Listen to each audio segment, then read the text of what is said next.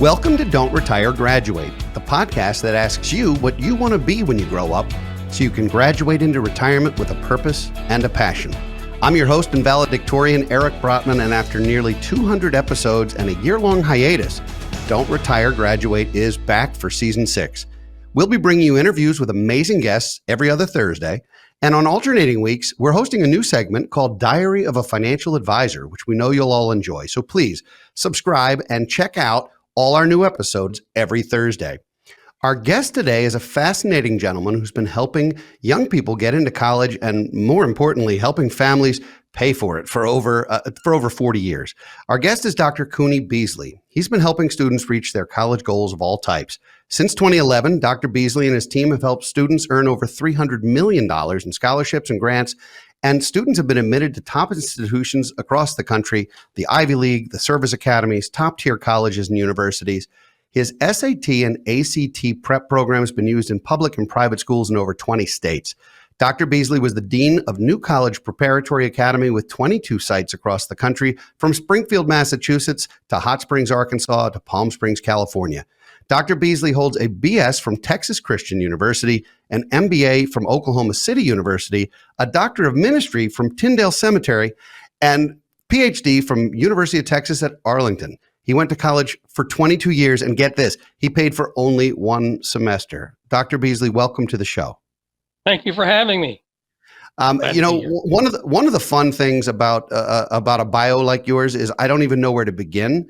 I will begin by saying I'm pretty sure I referred to your seminary as a cemetery. It's not. Tyndale Seminary is where you got. Some people think that. Listen, we're all human, and I believe I said it was a cemetery. Hopefully, that's not where you got that particular degree.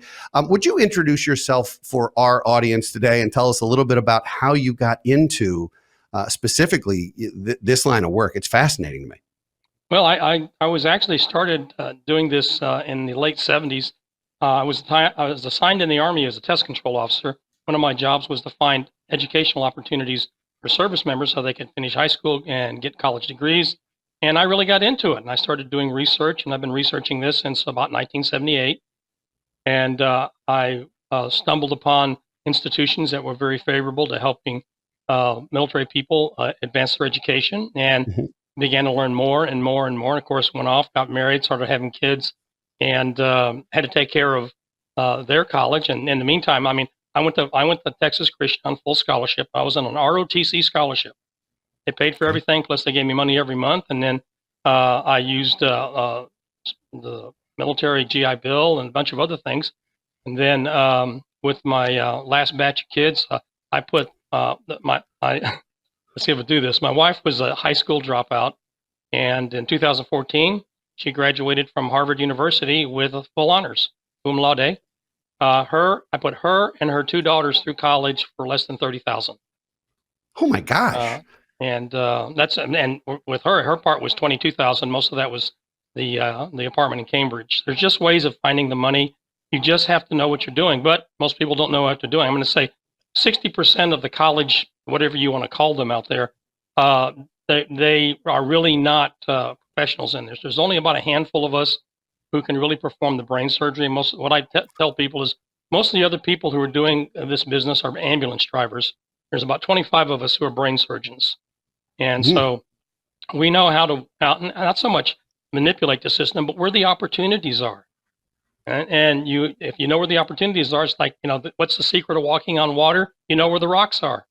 Okay. So it's our business. We know where the rocks are, and we approach this from a very wide perspective. For example, last week, our first Service Academy appointment came in, and it was a homeschooler to the Merchant Marine Academy. So our first Service Academy appointee was a homeschooler. About 20% of my clientele base are homeschoolers, and we've gotten them in the service academies, the Ivy Leagues, got them full scholarships. And a lot of people say it can't be done with homeschoolers. I just say, well, stand by and watch. Wow. Well, here's the good news. The good news is my daughter is 14 as we record this, and I get the opportunity to get some free advice from you before I potentially sign up and work with your program, because I'm looking at college sticker prices just like other parents, and we certainly are doing that with clients and helping them with their kids and their grandkids. And the sticker price which I realize very few people actually fully pay, but some do. And the sticker price for these schools is outrageous. And financial aid is not something that a lot of people are able to rely on. And even with a decent income, it's hard to put 1, 2, 3 kids through school simultaneously if you're writing the check. And so, we've been helping clients save for college for years. That, I guess, is part of the ambulance. But tell me about the brain surgery, because I am no surgeon, but I'm ready to find out. Yeah. I saved this much for college. Okay. Absolutely zero. First off, we have to understand there's 5 types of money for college, and we actually use the acronym MONEY, MONEY. Okay. Merit-based money. That's academic scholarships, athletic scholarships, activity scholarships. I mean, we had a girl get a full scholarship to UCLA in theater costume design. Okay. And they're out there. The scholarships are out there. Okay. Next is what we call opportunity money. This is money that you have that somebody offers you. You have to give something in exchange. That's where an ROTC scholarship comes in, which is the best scholarship in the country right now today, is an ROTC scholarship. Employer payment, work study. There's different types of ways where you can find opportunity. I mean, we had one girl. In fact, she's the one poster girl on our Facebook page. She got what we call campus-based money. She ended up being an RA, and she paid nothing for college. I mean, we got scholarship money on top of her RA money, on top of a few other. And she says, mom and dad didn't have to pay a penny for college, and neither did I. She didn't. In fact, she made money going to college. And so there's just ways of understanding the system. The opportunities are there. It's like fish in the ocean. The fish are there. You just got to get a good net, go to the right fishing grounds. Okay. And what's the end? You got me on bated breath here. Okay. When you say what the end? In money, I got merit, I got opportunity, but you have me literally on the edge of my seat. Need-based. Need-based. N is need-based. Okay. Yeah. Need-based doesn't mean needy. Okay. It means the difference between what the FAFSA says you should be able to pay and what it's going to cost you for college. Okay. That's the gap, the need. Okay. When I had my wife and both her daughters in college at the same time, my college bill was $72,000 a year. Now, according to the FAFSA, I should be able to pay $36,000 of that, and the rest of it was need-based. So they got Pell Grants, and I assure you, this $36,000 they expected me to pay, I didn't pay. Okay, but there's just the need-based is for example, places like Harvard and Princeton. If your adjusted gross income is below $80,000, you go for free. I mean, tuition fees, room and board, free. And if it's below like $120,000, they'll cover tuition. A lot of your more expensive colleges have very handsome financial aid packages. In fact, that's one of the things that my wife got when she went to Harvard. She got a very good financial aid package. I paid $596 her first semester at Harvard. It's unbelievable. All right, so we got need-based. Okay. We're on the E. Okay. E, entitlement. Okay. Things such as GI Bill, things that in-state tuition, in-district tuition, those are entitlements. Some of these entitlements have what's called reciprocity, which means 2 states, like, for example, Texas and Louisiana, they have reciprocity so that a Texas student can go to Louisiana state schools at state rates, and Louisiana students can come to Texas schools at state rates. There's a lot of types of reciprocity that are there. There's also entitlements. We had a student who was legally deaf. He got to go to state schools in Texas for free. Orphans, foster children, different types of categories where you get entitlements. But even with the U.S. government, every U.S. citizen and legal resident is entitled to some form of government aid. A lot of people don't apply for it because they say, oh, we make too much money. Nobody makes too much money to get financial aid from the government. Interesting. Okay? Interesting. Okay. Now, all right. Well, that's a new wrinkle. We're gonna come back to that, but I got to hear why yet. Why is your own money? Okay. Every institution in the United States will accept your check, your credit card, or your money order, to pay for it. Now, there are strategies you can use if you're going to take it out of hide. There are strategies you can use that will minimize the amount of money you have to pay out. And so, for example, doing what we call a 2+2, 2 years community college, 2 years in a 4-year college. Means of stacking credits, taking CLEP exams, AP exams, Dante's exams to stack credits. We had a student who actually worked through and finished his college degree in a little over 6 months because he stacked credits, took the test, and there are just ways of watching the credits and gaining the credits. And some colleges that if you accumulate the appropriate credits, they'll issue you a degree. legitimate state universities will issue you a degree. I'm dumbfounded, doctor. So this is a completely different take than I've ever heard. And we've met with admissions officers, we've met with financial aid officers, we've certainly met with all of the financial institutions that can't wait to have you save money in 100 different ways. And all the states have their college savings plans and their 529s, and they give tax subsidies and deductions in certain cases to try and incent that. But the state's also making money on those plans, so that's not altruistic per se. So the merit piece is let's start there, because let me just go please. ahead. No, I was going to say the merit piece. We have a musical theater kid, and we're going to be looking at programs that have a BFA, and we'll be looking. And I have one of my dearest friends has a daughter who's a senior in college.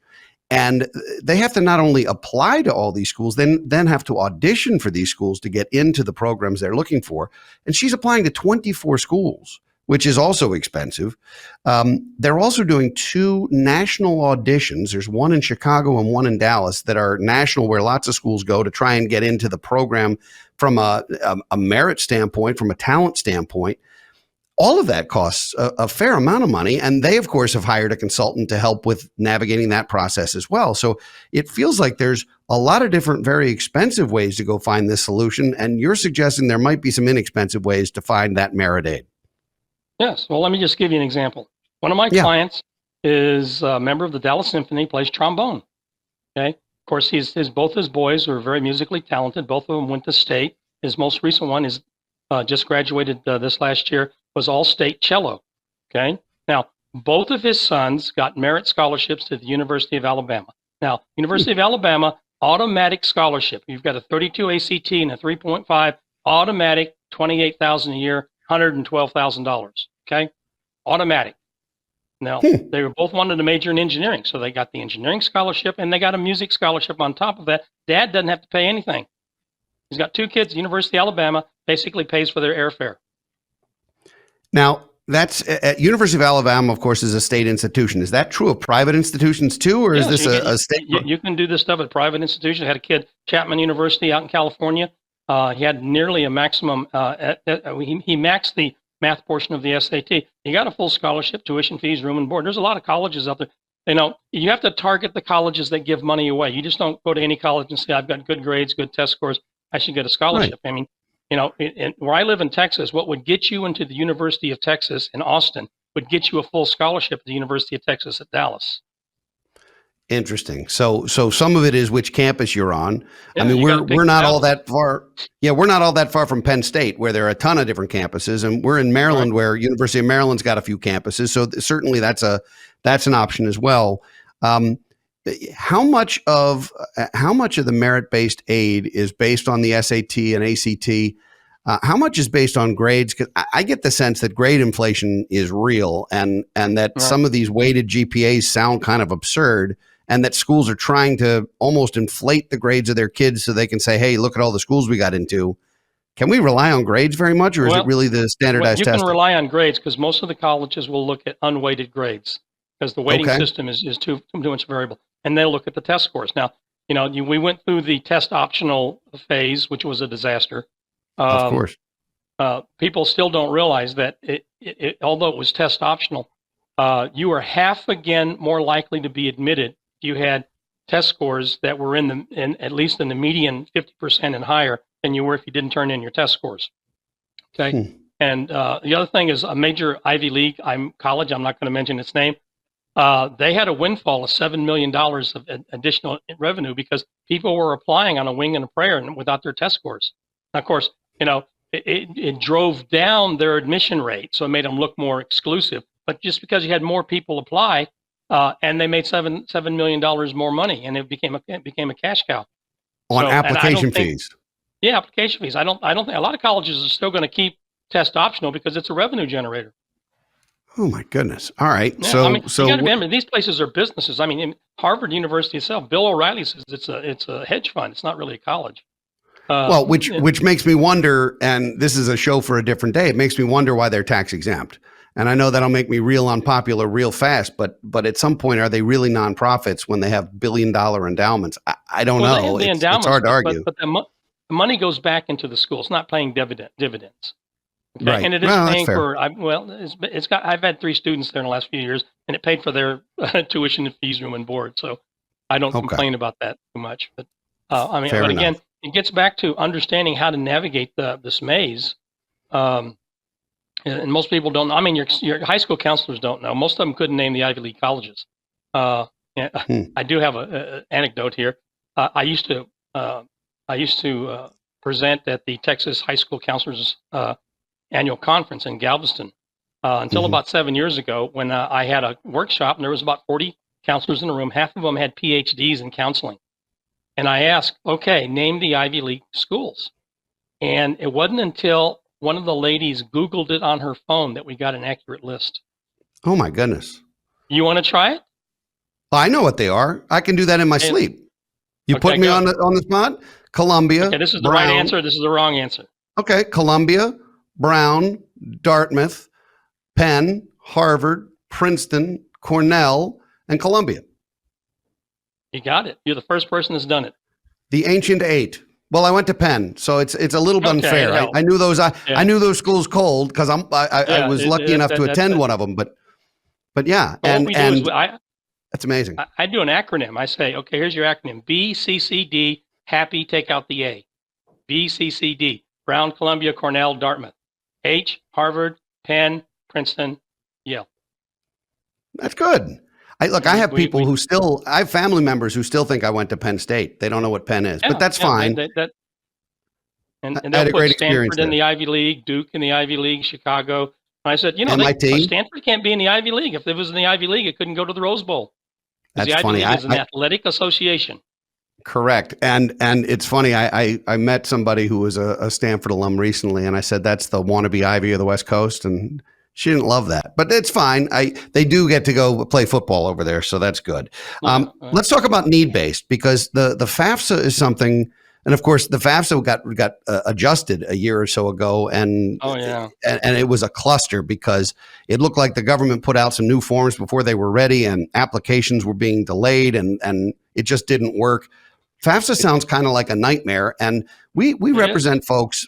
We represent folks, many of whom are over a limit where it feels like the FAFSA is even worth spending time on. You would say it's still worth spending time on. Oh yes. So okay, number one, over 80% of the people make mistakes on the FAFSA. That's from DOE itself, Department of Education. 80% of the people. In fact, I had a CPA who needed help on his FAFSA, and I reworked his FAFSA, and there was a $20,000 differential in what he was eligible for. Really? Because and he was a CPA. Because most people don't know how to fill out the FAFSA. They don't understand the FAFSA. They try to fill it out online without doing their homework. Because we have them print out the form and fill it in first. Then I review the form, the paper form or the PDF, and then we go and we plug it in. What happens is they go in and they start plugging it in. We had one family where the term they kept on using, what is your income?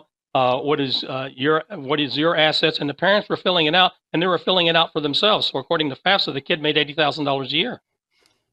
Okay. They make mistakes like that, and once you hit that send button, it's gone into the ether world, and you have to go to every individual college and fix it. Wow. Okay. So getting the FAFSA right the first time is a major time saver for sure. Yes. It doesn't. And if you do it right and you got your records together, hour and a half. Okay. And I review the FAFSA and send it off. And I mean, there are strategies. Well, I'm going to give you an example. I had a relatively wealthy gentleman. Had probably had 12 million in assets. And at that time, the parental loan was, I think, about 4%. But his portfolio was performing at about 11%, 10%. And I said, you're going to have a better chance of retaining more of your wealth by going ahead, taking out the loans while the kid is in college, and then using your portfolio and the proceeds from your portfolio to pay it back after college is over, because you're going to have a differential of about 6%. So you don't want to take that savings and apply it to college. Take out the loan and then pay the loan back with your portfolio. Well, and that's certainly, there's a lot of variables there. Obviously, interest rates are not as low as they were, and portfolios sometimes don't behave exactly the way we'd like them to year in and year out. So there's a little bit of risk involved in that, although I can certainly appreciate the arbitrage of trying to do that. Some of the things that we've talked about are um, the ROTC piece, the GI Bill piece. Those I think people fully either understand, or if their kids are exploring those, there's a military community that I think is very supportive of young people who want to do that. That's not for everyone, certainly, but for It's those not for folks, everyone, and most it's a people great don't even thing. know But it exists. Well, I mean, well, maybe I come that's from the true. families who they know. Oh, they know about West Point. They know about Naval Academy, but all they know about is, oh, that's where the Navy sends. That's where Navy people send their kids. Is what they think. That's where Army Oh, people send their kids. They don't know what it is about. They don't. I mean, yesterday I was doing my initial consultation with a student from California, and I brought up ROTC, and he goes, "Oh, that's military. What is that?" And most of them don't know. Most of them don't know hmm. the opportunities there. In fact, there is a National Guard scholarship. Does not have an active duty requirement that actually pays more than the ROTC scholarship. Really? And Yeah, there's it's no called the active duty. Minuteman Scholarship. So Eight, eight, you're part of the, so you can be called up to the National Guard during your educational years or thereafter. no, not your JK. No. Here's what happens. You join the National Guard. You join ROTC on campus as a non-scholarship student. Okay, Hmm. and then what's called the Minuteman. The Minuteman will pay your tuition, plus you're going to get your regular ROTC pay, was $450 a month. Plus you're going to get your reserve pay, which is another $500 a month. So you got about $900 pizza money every month. Okay, your Hmm. obligation is 8 years in reserves. Um, Okay. you got to have a whooping 2.8 and a 1,000 SAT to qualify. And 2 Interesting. years ago, they couldn't give them enough away. They had a surplus. So for many years, 3 decades plus, we've been counseling families on how to do this. And one of the things that we've suggested to people for many years is don't bankrupt yourself trying to educate your kids unless you're Mm-mm. planning to live in one of their basements later. You'll have really educated kids and no retirement funds for yourself. And so I use the airplane safety lecture to talk a little bit about this with people, which is, if there's a loss of cabin pressure, masks are going to drop down. Put your own mask on before securing the mask of anyone else. And it's sort of true that way too. Retirement's the only Mm-hmm. thing it's the only thing you can't borrow for. You have to save for Mm-hmm. that. And so, I don't like to see families, and I don't want to be one of those families that has such a well-educated kid that we can't retire. And I think we've done a pretty good job of planning for this. And maybe you'll have a different spin on it if we were to engage. But what do you tell those families with multiple kids who are really trying to prioritize their kids' education over their retirement? Are you really in a hey, we can do both type of situation rather than you have to choose one or the other? No, well, let me put it this way. If you have to touch your retirement, there is no college in the United States that is worth touching your retirement. That college does not exist. Okay. Okay. Yeah. Okay. You cannot tell me by going to a higher profile college or a more expensive college that somehow it's going to amortize itself over time. The Kruger study, which started in 1972, tracked people who were admitted to Harvard and tracked those who actually went and those who didn't go. And after 40 years, no significant difference in income, no significant difference in success. Okay. There is not one single study that says if you go to school X, you're going to have an advantage over everybody else because they went to school Y. That doesn't exist.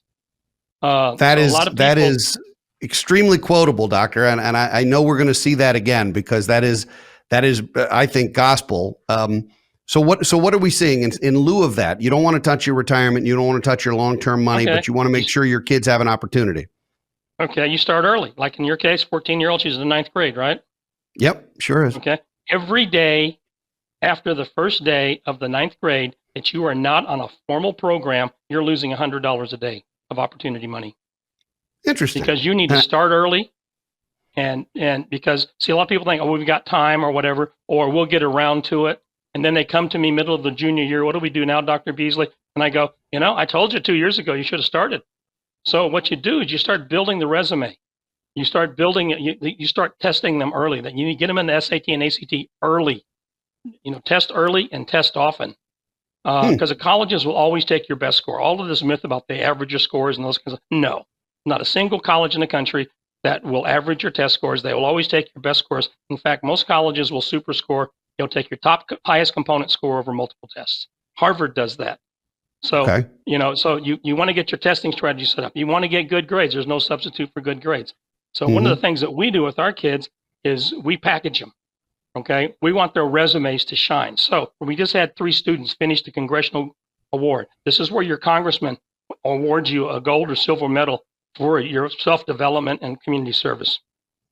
So we're going to be posting those. So that's on your resume. You get the Presidential Volunteer Service Award, letter signed by the president. Thank you for your volunteer work.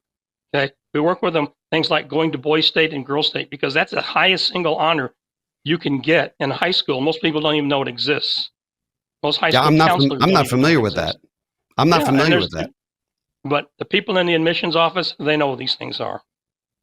Interesting. Things like that are going to build your resume up, that you're getting experience, that you become an asset for the university. So if you become an asset for the university, they're going to pay you to go there. So you start working these scholarships. I have one family, 6 kids. Every one of them got a full scholarship to college. I started them in the 8th grade.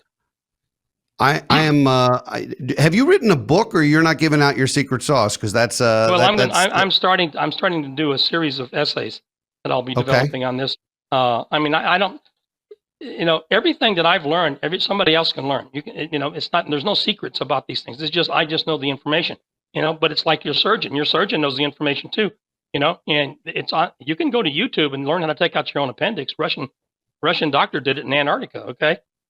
But people say, well, I could do this myself. I had a mom come up to me and says, a diligent parent, you can do this yourself. And I said, yeah, you probably could. She says, I did it. My son got a National Merit Scholarship. I said, well, what did he get? And he said, I only have to pay $40,000 a year.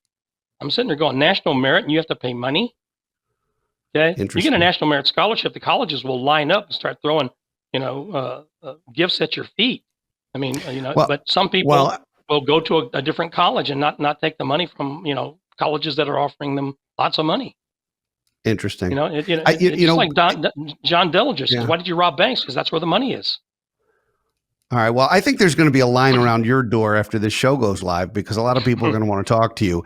And I'm going to let you tell everybody how to get in touch with you and how to learn more. But first, I have to ask you a fundamental question, because, you've been doing this for 40 years. And the theme of our show is, of course, never retiring in the traditional sense. Life's too short to spend a third of it, watching daytime TV and playing shuffleboard. So what do you want to be when you grow up? What's the plan?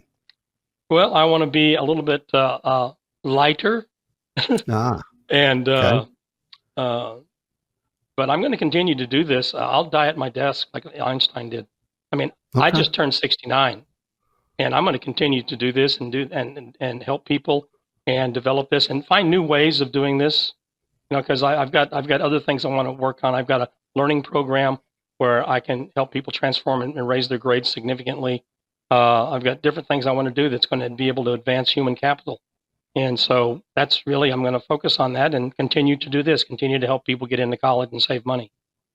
Well, it sounds like you've already found your passion. And a wise man, I believe, once said that if you love your work, you never work a day in your life. So it sounds like that's where you are. I congratulate you not only on having a phenomenal vitae yourself, but also helping so many people. I'm sure you have made not only customers or clients, but heroes. I'm sure a lot of people are really very, very happy. How can folks learn more about what you do and find you online and so forth? Well, they can go to my website, beasleycollegeprep.com. And if they want to set up, we will offer a free consultation. Unless I have a stampede, then I'll turn it into a webinar. I'll invite everybody to the webinar. But free consultation, and beasleycollegeprep.com. And if they want to email us, it's info@beasleycollegeprep.com. Okay? Fascinating. We have a lot of information we give away for free, and just to help people along. This has been fun. I've enjoyed this. I could talk to you for hours, and now I feel like I've wasted $100 a day for several months already. So apparently we have a lot to talk about on that front too. Yes. Dr. Beasley, thank you. Thank you for being a part of the program. I really have enjoyed having you on. Thank you for having me. It's been a pleasure.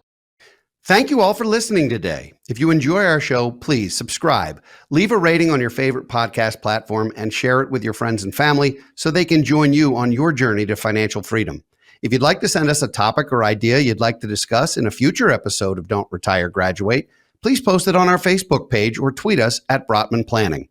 We'll be back next week with another entry in our Diary of a Financial Advisor and in 2 weeks with another engaging guest. For now, this is your host, Eric Brotman, reminding you, don't retire, graduate. Securities offered through Kestra Investment Services, LLC, Kestra IS, member FINRA SIPC. Investment advisory services offered through Kestra Advisory Services, LLC, Kestra AS, an affiliate of Kestra IS. Kestra IS or Kestra AS are not affiliated with Brotman Financial or any other entity discussed.